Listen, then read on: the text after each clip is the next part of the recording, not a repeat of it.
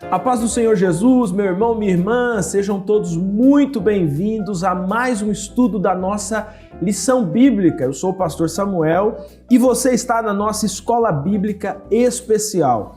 Antes de qualquer coisa, já vai aí mandando esse link para os seus contatos, para os seus grupos, grupo da igreja, no WhatsApp, grupo da família, viu? Grupo da família, a audiência aumenta. E você ainda aproveita para evangelizar. Se você ainda não curtiu as nossas redes sociais, Promessistas Brasil, se você ainda não se inscreveu aqui no nosso canal Promessistas Brasil, faça isso agora imediatamente, enquanto toca a nossa vinheta, você corre e já faz isso. Hoje nós vamos estudar a lição de número 12, estamos chegando aí ao final dessa série tão importante para a gente nesses três meses de estudo, em que caminhamos um pouco nessa rota que traz a igreja aos seus 90 anos do povo promessista. Então, hoje nós vamos estudar a lição de número 12, que vai falar sobre os sinais de uma igreja avivada. Então, separa aí a sua Bíblia, a sua lição bíblica e vamos juntos estudar a palavra de Deus.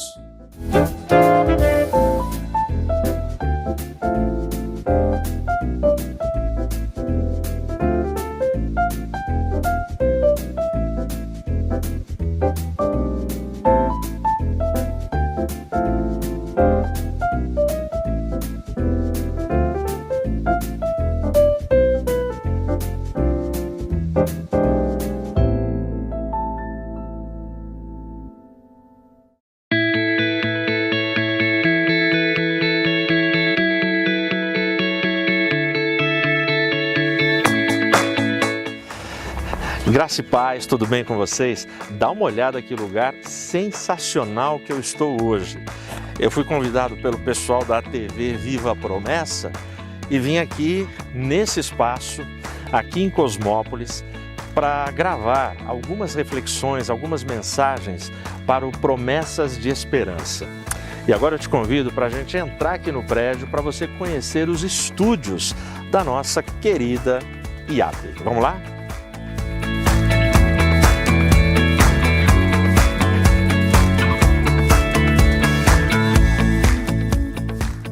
Pessoal, dá uma olhada.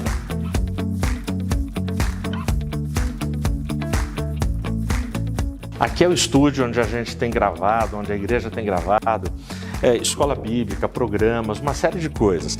Dá uma olhada como é que tá. A gente tem vários cenários e várias possibilidades aqui nesse estúdio e é aqui que a gente tem feito muitas coisas. Para isso, eu queria te convidar. Para quê? Para você ser amigo da missão. Entre no site amigodamissão.org, se cadastre e ajude, porque é dessas doações que a gente tem procurado equipar cada vez mais, cada vez melhor, para poder oferecer para vocês uma programação de qualidade e uma produção com boa imagem, bom som e conteúdos relevantes. Vem com a gente, Deus abençoe a cada um de vocês.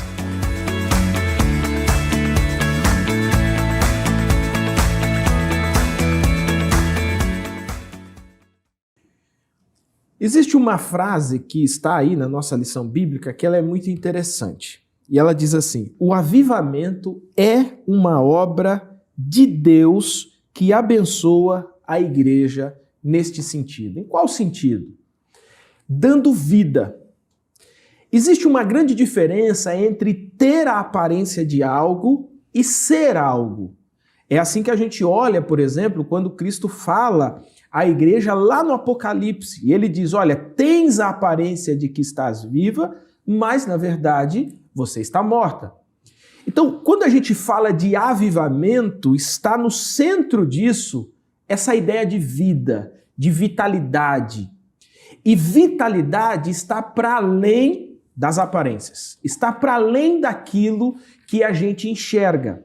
Porque é possível existir uma igreja com boa aparência, com bom conteúdo bíblico, doutrinário, ter uma igreja com uma boa estrutura tecnológica, ou mesmo uma estrutura de pessoas, mas essa igreja não ser uma igreja viva.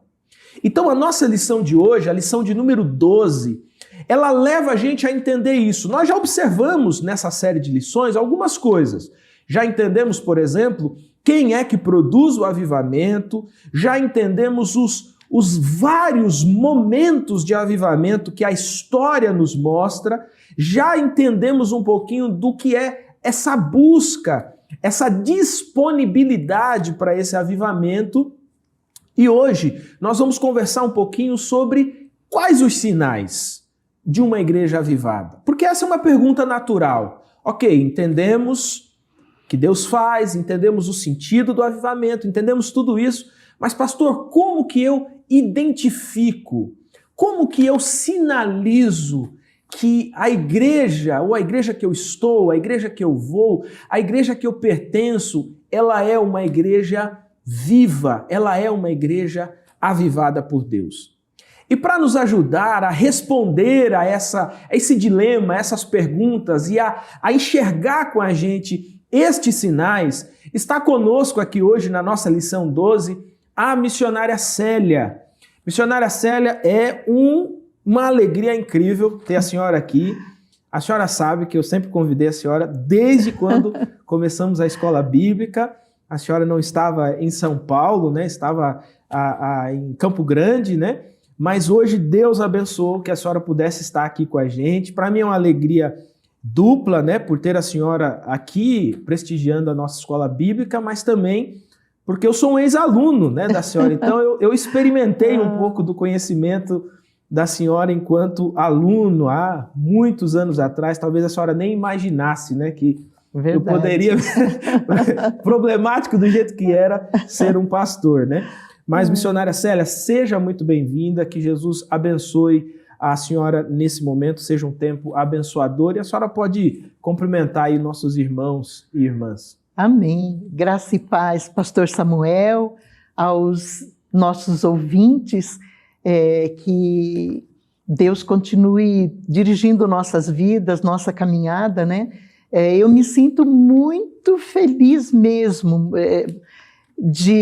primeiro, por você ter feito esse convite. Eu realmente confirmo que já há bastante tempo que você já tinha entrado em contato comigo, né? Mas por conta da pandemia, a gente preferiu ficar na casa do filho, lá no Mato Grosso do Sul, mais afastado, né? Para ter um pouquinho mais de segurança, né? Proteção mesmo. Isso. E agora que eu retornei a São Paulo, e deu certo, né, da gente agendar essa data, mas também tenho acompanhado o seu ministério, né, já antes, desde quando você estava pastoreando lá o Parque Boa Esperança, o resultado, porque eu conheço aquele pessoal. A região ali.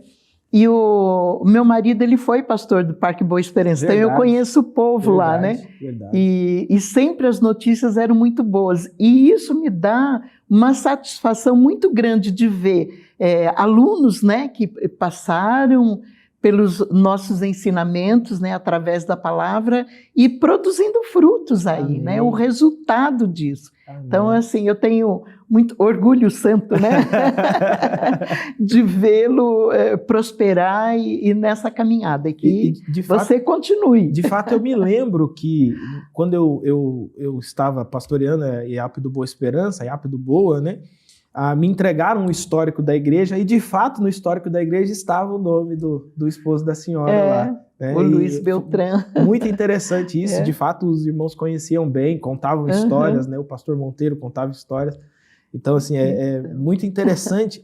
E aí isso também faz a gente olhar e perceber, assim, como que é pequeno, né, esse mundo, né? Como que Deus direciona as coisas de uma maneira que elas estão todas, de alguma maneira, interligadas, né? Verdade. Isso é muito interessante. A senhora agora está jubilada, né? Isso.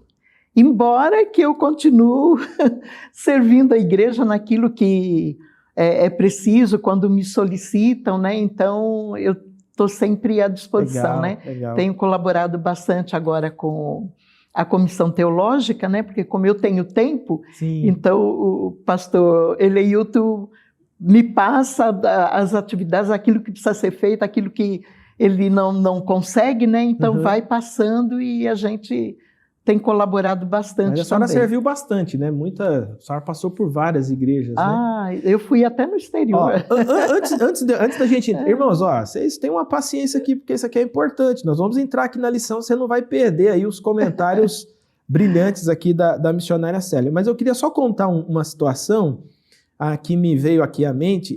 Quando eu entrei no ministério em 2012, eu fui pastorear uma igreja na cidade de Arujá, e lá nessa igreja, tinha uma mulher membro lá da igreja, e ela era uma médica, tal, tinha uma clínica, um centro clínico, e um dia eu fui visitá-la e eu queria saber como que ela chegou até a igreja e como que ela chegou até Arujá, né?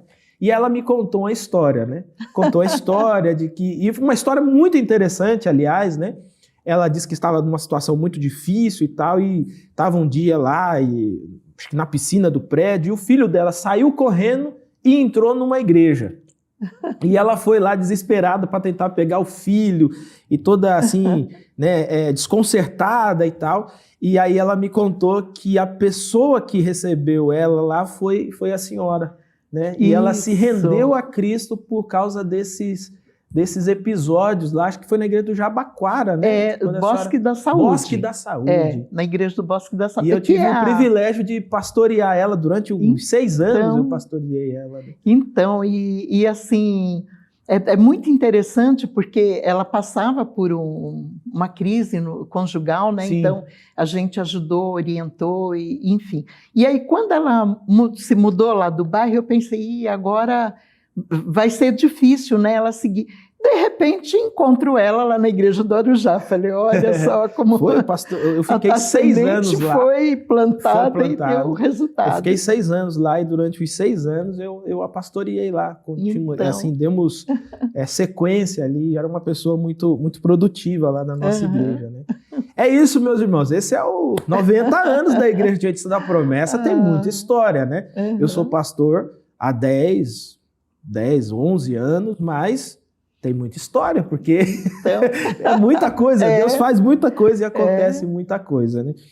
Bom, mas vamos então à nossa lição bíblica. Você que está aí ansioso, né? A missionária Célia, hoje nós vamos estudar então a lição 12, e ela está falando sobre os sinais, né, de uma igreja avivada. E na nossa primeira pergunta, ela vai dizer o seguinte: como que a doutrina dos apóstolos está relacionada ao discipulado, né? E aí fica aqui já o primeiro sinal, né, de uma igreja avivada, que é essa ideia da doutrina, né? Então, como que essa doutrina está relacionada com o discipulado e o crescimento cristão? Isso. Atos, no capítulo 2, ele descreve ali, né, a descida do Espírito Santo, o derramar, né, as primeiras conversões, o sermão de Pedro, e dali a pouco a gente vê o resultado disso. Sabe, pastor, cada vez que eu leio Atos 2, de 42 a 47,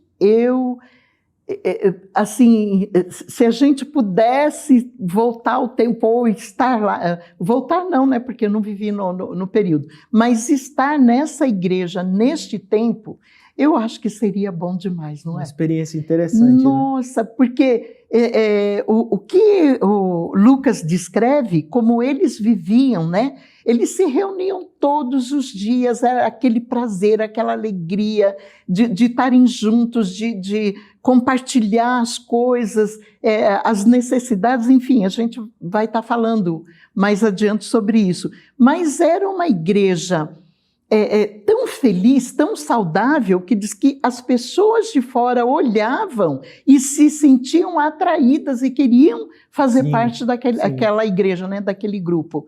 E aí, quando a gente pensa no momento histórico, eles estão sobre o jugo do Império Romano, né? Então, não é uma igreja livre, eles começam a ser perseguidos, então as reuniões são nas casas, então não existe o prédio físico, né? As reuniões eram feitas nos lares, e o povo não deixava de ir. Eles tinham prazer, satisfação de estar ali. Mas não era assim porque eu vou ver o meu irmão, meu amigo, vou bater um papo, aquela alegria da comunhão. E além disso, e aí o primeiro sinal, né, que a gente encontra, que é eles perseveravam na doutrina dos apóstolos. O que acontecia? Toda noite tinha estudo bíblico. E os apóstolos ministravam. E ministravam, quando a gente fala em doutrina, nós estamos falando da palavra de Deus como um todo, né? Porque antigamente as igrejas pentecostais definiam doutrina como o comprimento da saia, o comprimento do cabelo, né? E não é disso que a gente está falando. A doutrina antigamente era o dogma, né? Isso.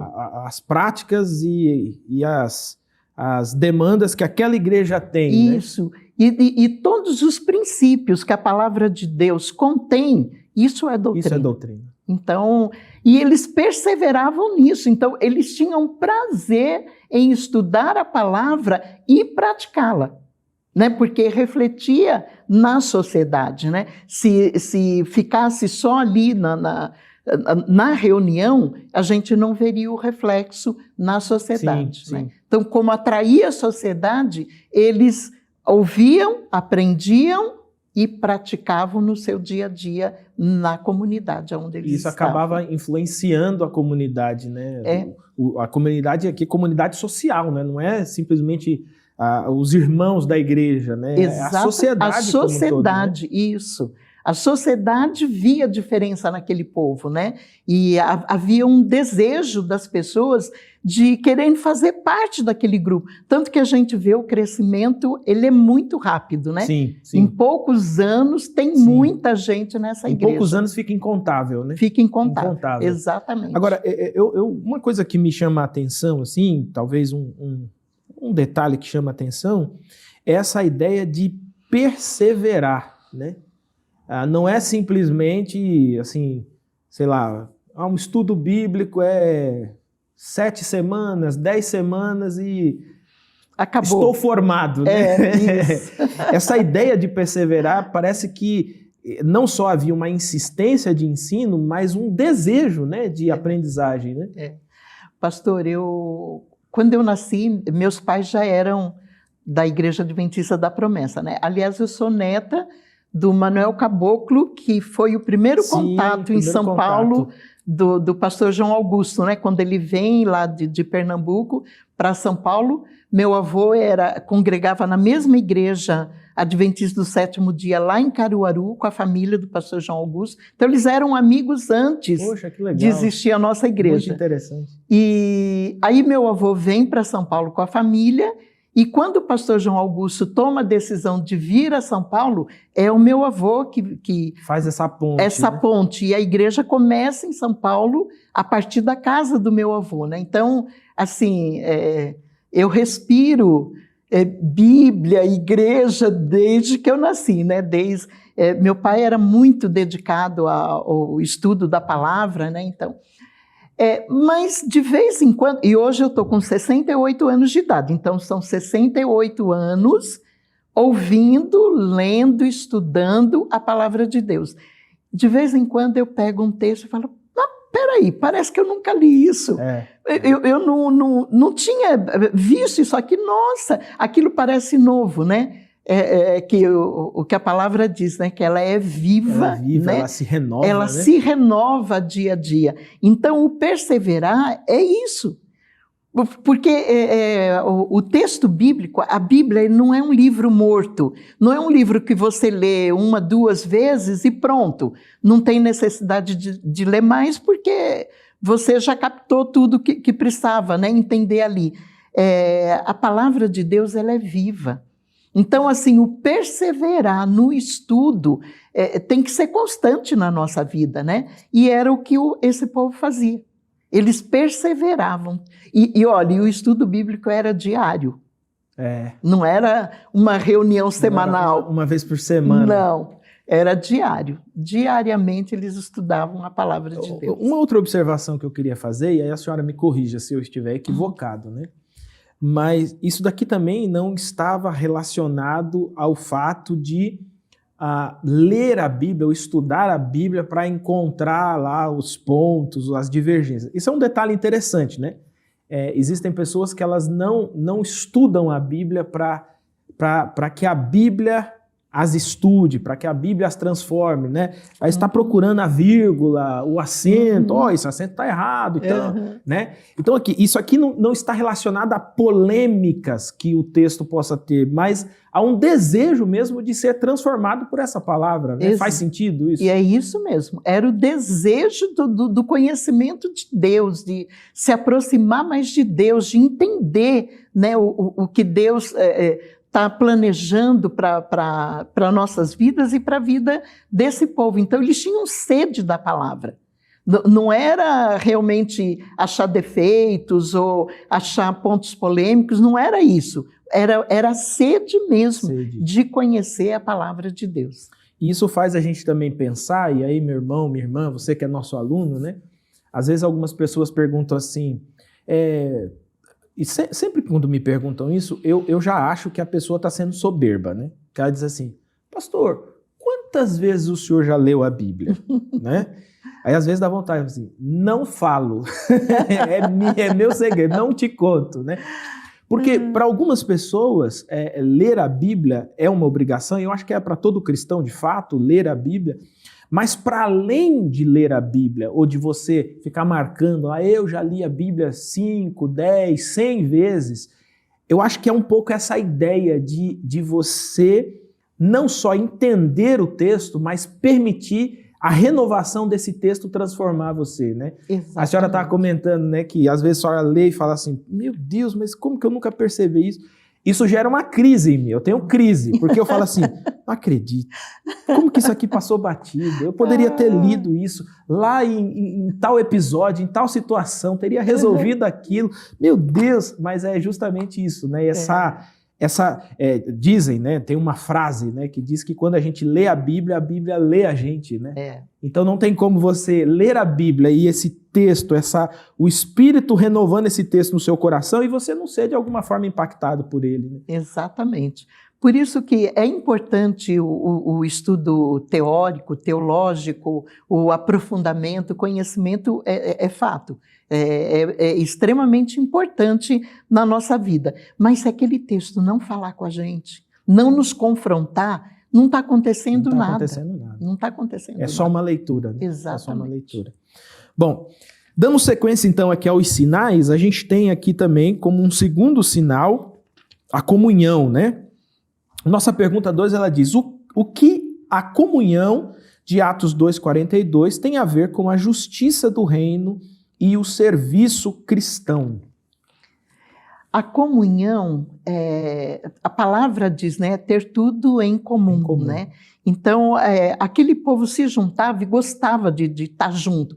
Um se importava com o outro, cada um se colocava no lugar do outro, diante das situações, tanto eles festejavam os objetivos alcançados, as vitórias, né? Como também aquele que estava passando por uma luta, por uma dificuldade, cada um estendia o braço, a mão, o ombro, né, para que a pessoa pudesse ser amparada, acolhida naquele grupo, né? E eles chegavam ao ponto, pastor, diz o texto, era um tempo difícil, né, porque eles viviam sob o domínio do Império Romano, então, embora morassem dentro de Israel, eles estão em Jerusalém, mas Jerusalém, Israel, está sendo governada por Roma, né? Sim. Os romanos é que lideram, e colocam impostos, colocam leis, regras, e o povo tem que se submeter àquele jugo, né? E eles tinham muitas dificuldades, principalmente na área financeira. Então, tinha pessoas com dificuldade até para comer. E aí, o que eles faziam? Aqueles que tinham mais posse abriam mão das suas propriedades, vendiam e repartiam aquilo que eles tinham com aqueles que tinham necessidade, que tinham menos. Então, assim, a forma de viverem, a forma como eles caminhavam juntos, eles eram extremamente unidos. Isso não significa que eles não tinham problema. Não significa que todo mundo concordava com tudo, não era assim. A gente vai ver um pouquinho mais adiante. Em Atos a gente vê isso claramente, né? Tem lá no capítulo 6 já acontece lá uma crise lá. Tem sim problemas, mas o se importar com o outro era maior do que os problemas individuais. E aí fazia diferença. Fazia total diferença. Isso é extremamente importante, pastor. Nas igrejas que eu trabalhei, e eu vou usar como exemplo a última, porque é uma igreja, não sei se você já teve a oportunidade de ir lá, Vila Falque em Mauá. Não fui ainda. Vila Falque e Mauá, me convide para ir. Vamos falar, o pastor Jailton agora é pastor lá. Convide o pastor Samuel para ir pregar. E Mauá é uma cidade do Grande ABC, né? Faz parte ali daquela região ali de São Paulo. Não é uma cidade tão grande e as pessoas que congregam ali na igreja de Mauá, acho que 90%, talvez até mais, moram dentro da cidade. Então, quando eu cheguei lá, eu tive uma conversa com a liderança e eu disse para eles, vocês conhecem os vizinhos, as pessoas? Será que as pessoas sabem da gente, quem nós somos? Será que eles se interessam, se importam?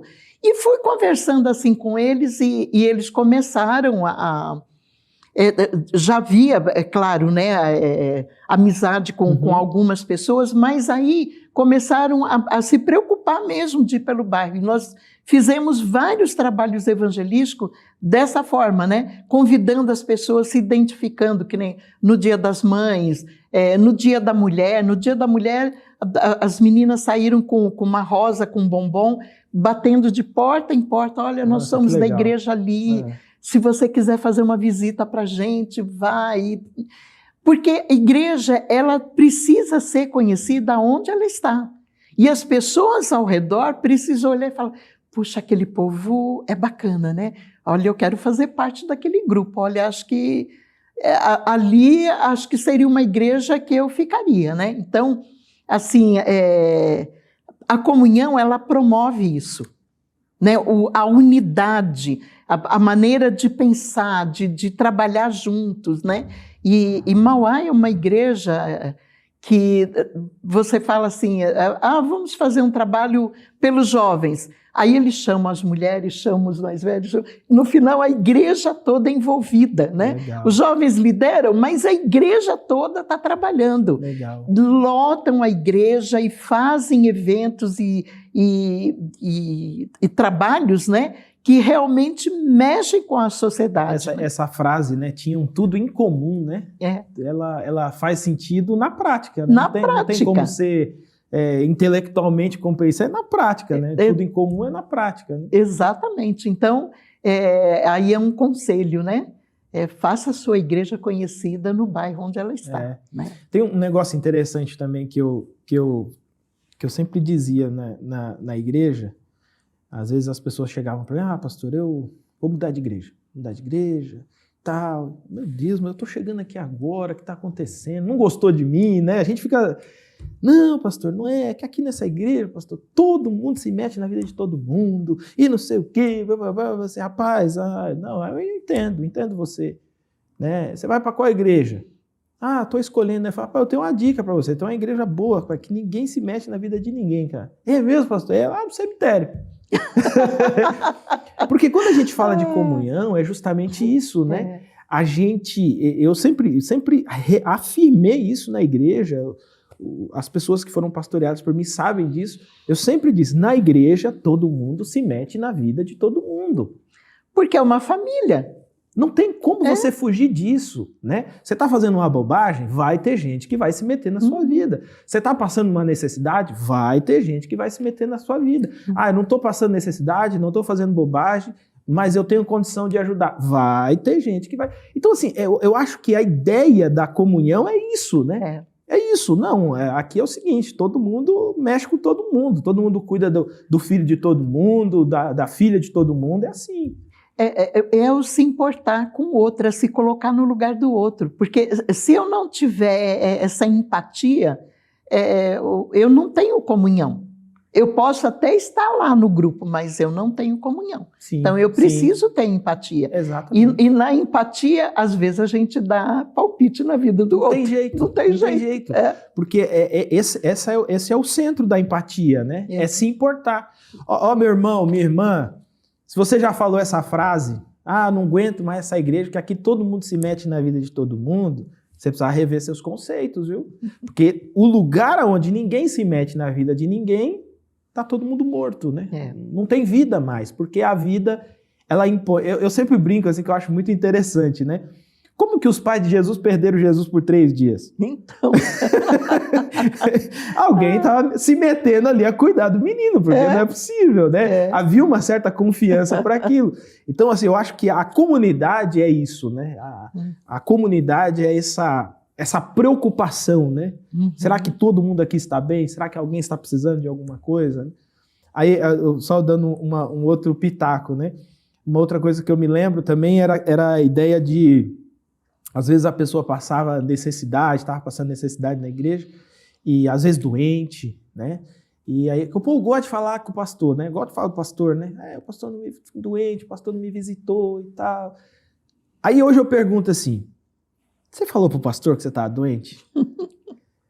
Não falei não, porque... Não, mas espera aí. Você precisa dizer que você não está bem. Você precisa dizer que você está passando necessidade. Então, eu acho que esse aqui é o contrário dessa ideia de todo mundo se mete na vida de todo mundo, né? Que é quando as pessoas dizem assim, não vou contar para ninguém porque esse problema é meu, não interessa a ninguém. Pois vai sofrer sozinho. Né? E depois fica reclamando que o povo, que as pessoas não ajudaram, mas elas simplesmente não sabiam. Né? Faz sentido isso, né? Com certeza.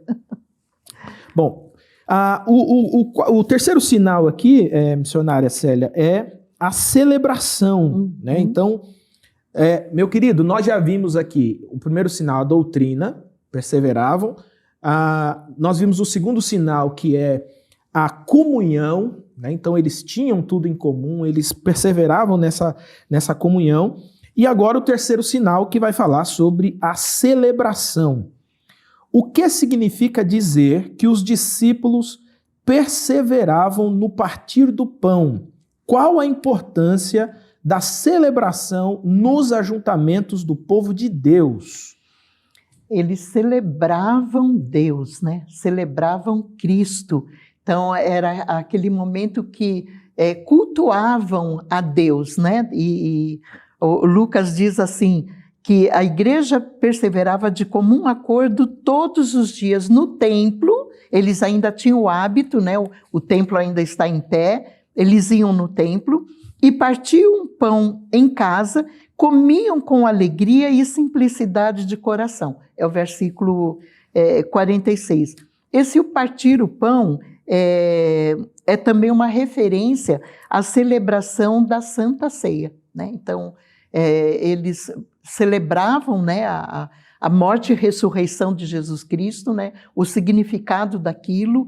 Então, celebravam Deus juntos. Né? Então, essa comunhão, essa perseverança dentro da palavra de Deus gerava neles essa sede de conhecer a Deus e celebrá-lo, né, ali naquele momento de ajuntamento, crescendo no conhecimento e na graça de Deus. Então faziam isso, e segundo Lucas, eles faziam isso diariamente. Então eles cultuavam a Deus todos os dias. Né?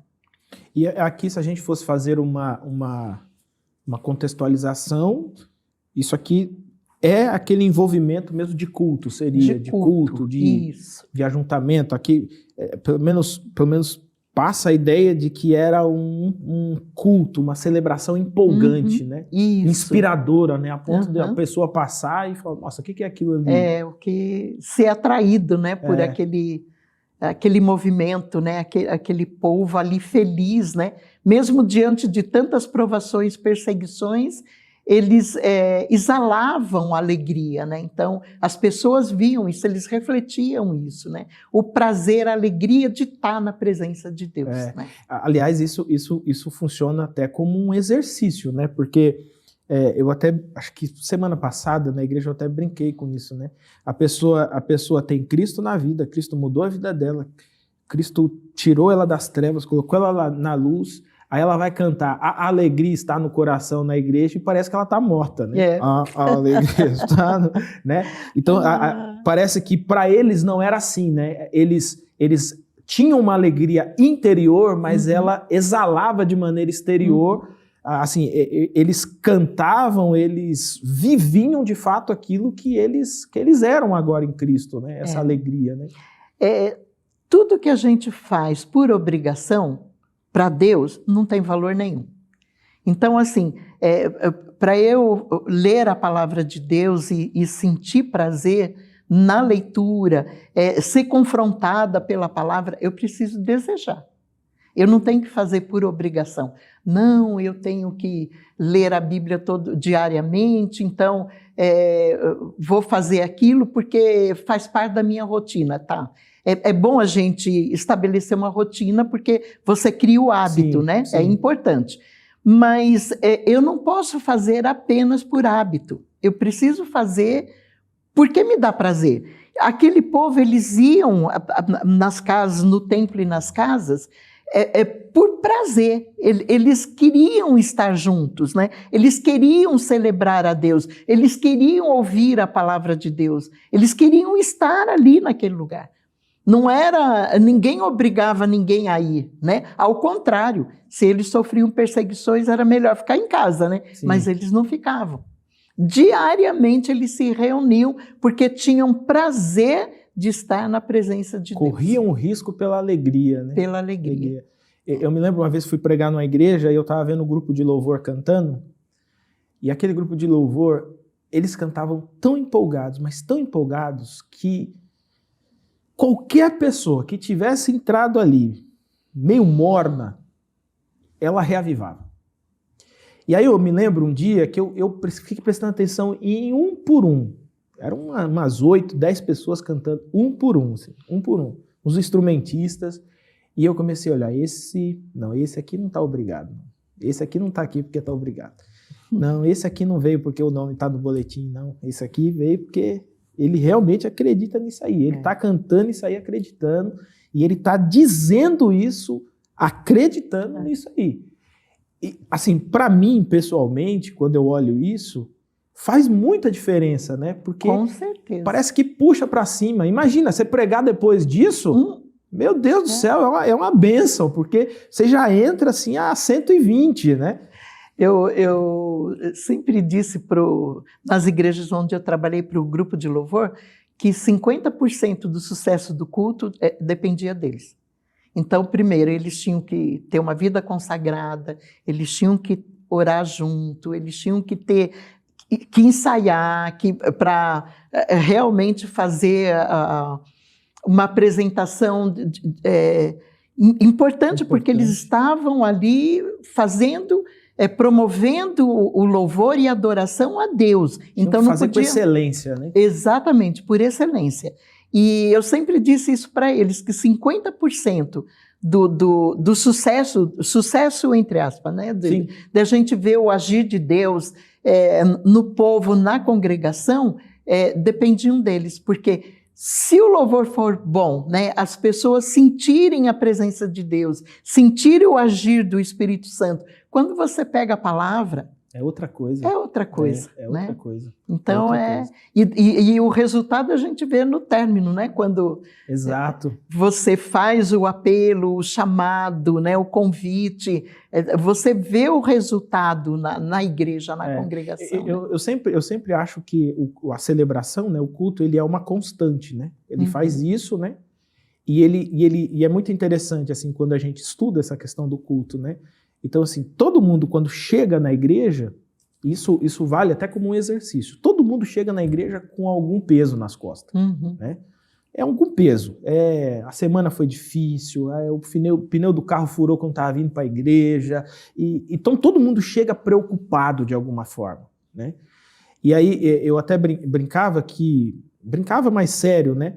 A gente inverteu a ordem, né? A gente no culto lá na igreja, enquanto eu estava pastoreando, a intercessão era no começo, não era no fim. Então a gente intercedia no começo. Então o começo do culto é para essas cargas sair das costas. Você tem que entender que você chegou aqui para celebrar Cristo e nós vamos celebrar na sequência, mas esse peso aí vai te impedir de avançar. E a gente fazia ali 10 minutos de oração, 8, às vezes passava um pouquinho, e depois o grupo entrava cantando, né? E eu sempre dizia assim para o grupo de louvor, olha, é em cima, vocês entram em cima. Entendeu? Porque assim, como nós já estamos começando intercedendo, você não precisa fazer o louvor, fazer aquela... Não, irmão, é assim, é o seguinte, então vamos celebrar Jesus. O louvor já tocou 3, 4 e entrou. Entendeu? Não precisa pregar, não precisa fazer nada, é direto, né? E aí eu percebia que na verdade, assim, um chamamento mesmo, né? Irmão, você entrou aqui com esse peso, nós já oramos. Você está preocupado que seu pai está internado, nós já oramos. Agora é o momento de você celebrar Jesus, celebrar aquele que te salvou. Então, segura isso aqui. E o final não era mais a intercessão, o final era o desafio. A pregação está falando de perdão, então no final, irmão, quem precisa perdoar? Pega aí seu telefone, vai ligar, vai mandar mensagem. E aí você observa que ele vai numa crescente, aí ele faz assim, né? Ele assenta, que é para a pessoa ir para a semana, para ir para o trabalho, enfim, para o seu dia a dia, né? Mas a alegria de estar presente, se faltar, nenhum culto é bom. Verdade. Nenhum culto é bom. Se você... E isso vale, meu irmão, minha irmã, você que está estudando com a gente. Se você foi à igreja, né, eu sempre digo assim, vai à igreja obrigado mesmo, já vai obrigado. Já para não dar problema, você já vai obrigado. Mas você tem que saber que quando você vai obrigado, a alegria, essa satisfação de estar à presença de Cristo, ela não provoca esse alumbramento, essa expectativa de que algo de Deus vai acontecer, de algo sobrenatural vai acontecer. Porque, missionária Célia, tem muito isso, né? O culto, ele é um exercício organizacional, né? Você organiza quantas músicas canta, que hora começa, a hora da oração. Isso. A pregação tem tópicos, tem começo, tem meio, tem fim. Mas, ao mesmo tempo, o culto, ele é um momento de encontro sagrado, digamos, né? Acontecem coisas que estão para além da organização humana, para além da capacidade humana, né? E essa expectativa de que, assim, Deus vai fazer alguma coisa aqui, né? Deus vai fazer alguma coisa aqui. Não pode faltar, né? É verdade. É extremamente importante isso, né? O culto tem que ser organizado? Tem. Ele precisa ser planejado, como você estabeleceu, né? Então, e como é para Deus, a gente precisa fazer com excelência. Então, assim, a gente tem que preocupar com som, com iluminação, com que as pessoas estejam confortáveis na nave, enfim. A gente tem que pensar em todos os detalhes, né? A sequência do culto, o tempo dele, né? Para que as pessoas não se cansem tanto. Mas, se não tiver o agir de Deus, essa alegria que o Espírito Santo promove, né, na gente e na congregação de uma forma geral, a gente simplesmente fez um trabalho bonito, só. Só ficou organizado. Só ficou organizado, mais nada. Mais né? nada. Então, é essencial, né, que a gente sinta esse prazer, essa alegria de estar ali celebrando a presença do nosso Deus. Amém. Bom, vamos então ao nosso último sinal, que é a devoção, né? Comente sobre a devoção dos discípulos de Jesus como sinal do avivamento pelo Espírito de Deus. Olha só, dá para a gente viver sem oração? Eu acredito que não. Porque é na oração que a gente conversa com Deus, não né? Não tem como ser crente sem oração. Sem oração, não dá. E a igreja que não ora, como que Deus ele vai se manifestar ali, se a igreja está fazendo só na horizontal, né? De um para outro. A gente precisa desse relacionamento, né? na vertical, com o nosso Pai, com o nosso Deus. E a oração, ela é fundamental.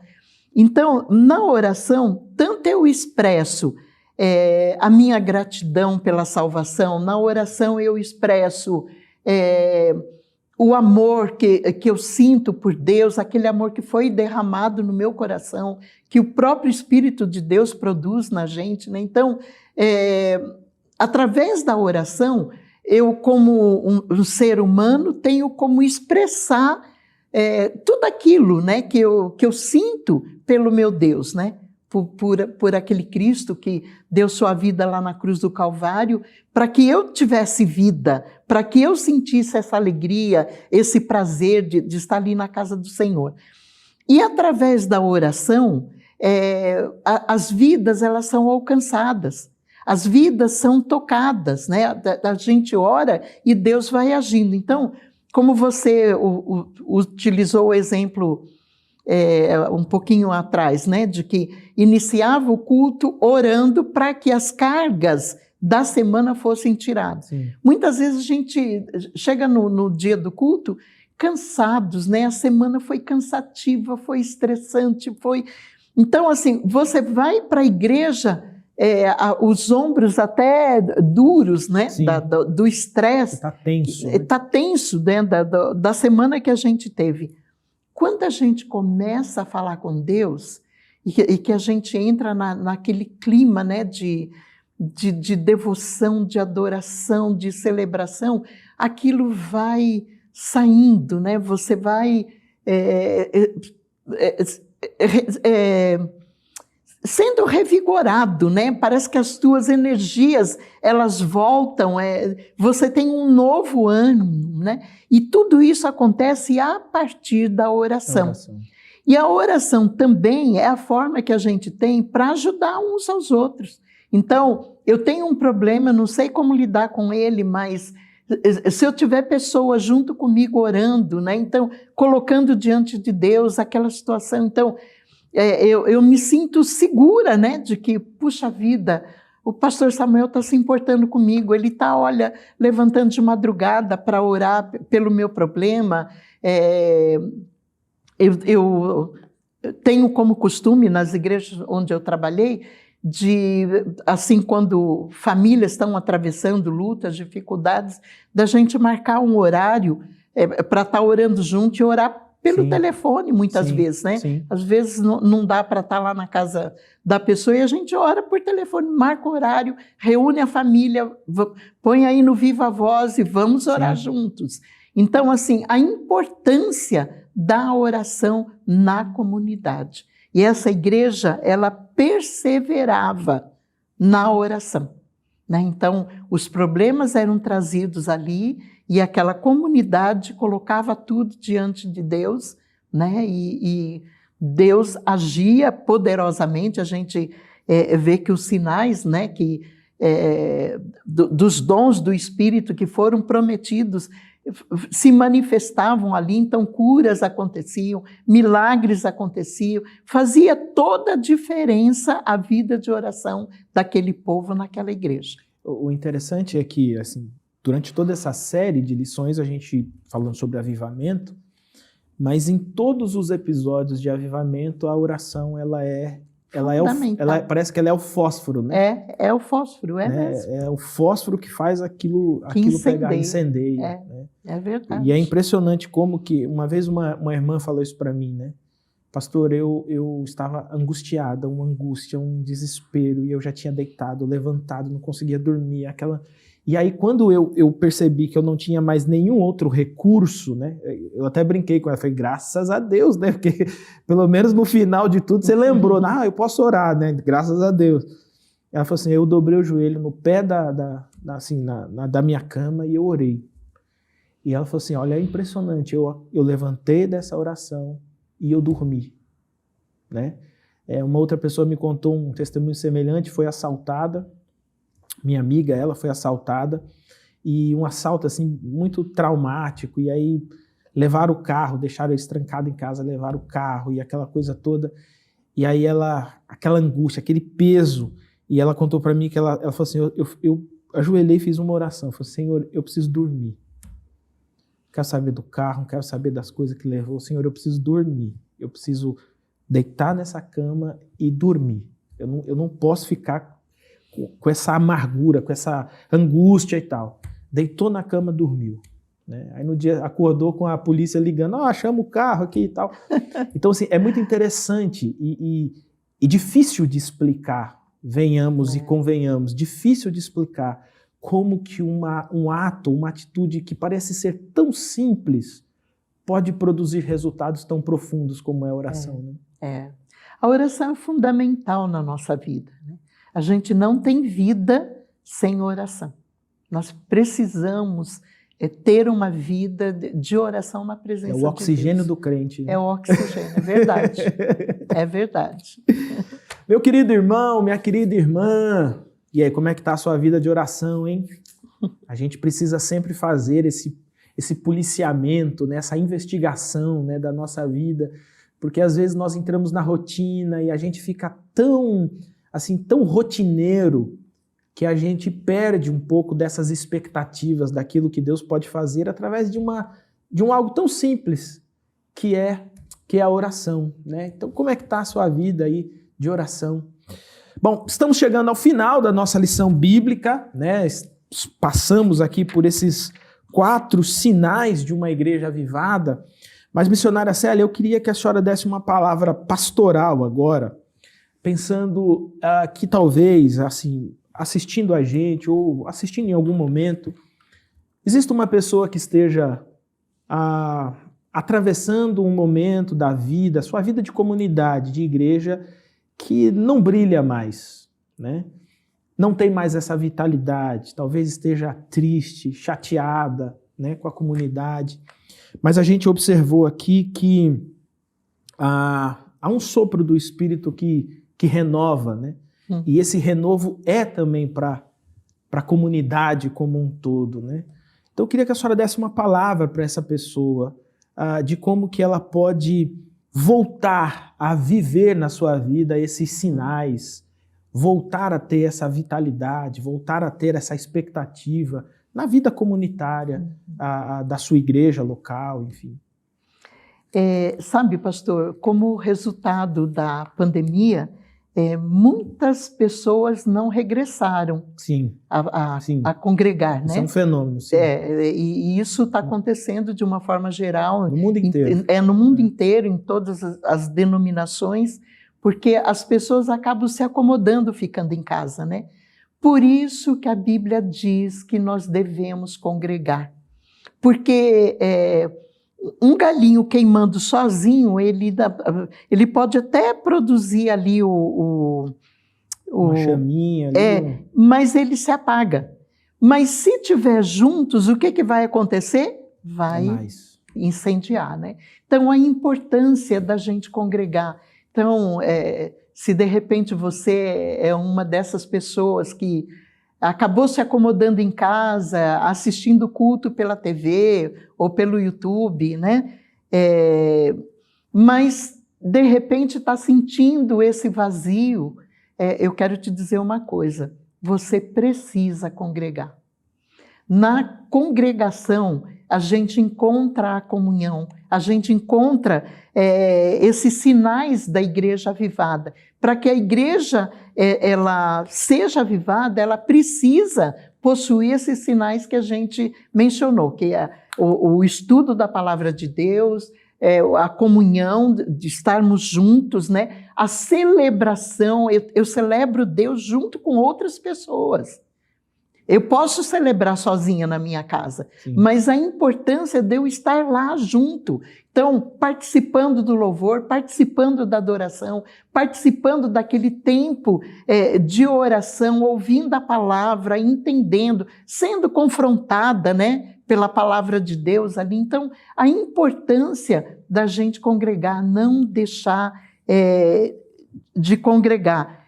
E o resultado disso, gente, é que outras pessoas acabam sendo atingidas por isso, porque se eu vou à igreja e a igreja está passando por um momento especial de avivamento e produz essa alegria, esse prazer, essa satisfação, eu levo isso para casa. Então, aí no meu dia a dia, lá no trabalho, lá na escola, lá com os meus vizinhos, lá no comércio, no banco, aonde eu for, eu estarei contagiando as pessoas ao meu redor, né? Então, as pessoas serão contagiadas pela minha alegria, pelo meu prazer, que só o Espírito Santo de Deus produz em cada pessoa. Então, a importância da gente viver essa vida de igreja, né? Essa vida de comunhão, de adoração, unidos, juntos, né? A importância disso. Isso vai refletir na sociedade e, como resultado, quando alguém te perguntar, puxa, mas temos tantos problemas, né? O mundo enfrenta uma pandemia que gerou desemprego, tantas enfermidades, tanta gente sendo hospitalizada, enfim, né? Tantas lutas que a gente tem enfrentado durante e agora já passando, né? Eu creio, tenho fé em Deus, sim, esperança, que estamos caminhando para o final, né? de tudo isso. Mas você continua feliz. Essa alegria, ela é contagiante. E as pessoas vão te perguntar. Aí é a oportunidade que você tem de falar, olha, o Cristo que eu sirvo cuidou da minha vida, me guardou, está comigo no meu dia a dia, eu tenho prazer, eu tenho alegria, porque Ele me salvou, Ele faz a diferença na minha vida. E aí é a oportunidade de você convidar a pessoa a participar ali da igreja, na congregação, né? Então, a importância, meu querido, minha querida, aqueles que estão nos vendo e ouvindo neste momento, né?